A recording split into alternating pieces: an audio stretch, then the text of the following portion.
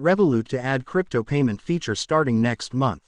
Fintech firm Revolut plans to roll out a spend from crypto feature on November 1. Customers will get 1% back for a limited time by paying with their Revolut cards using crypto, an email from the company said.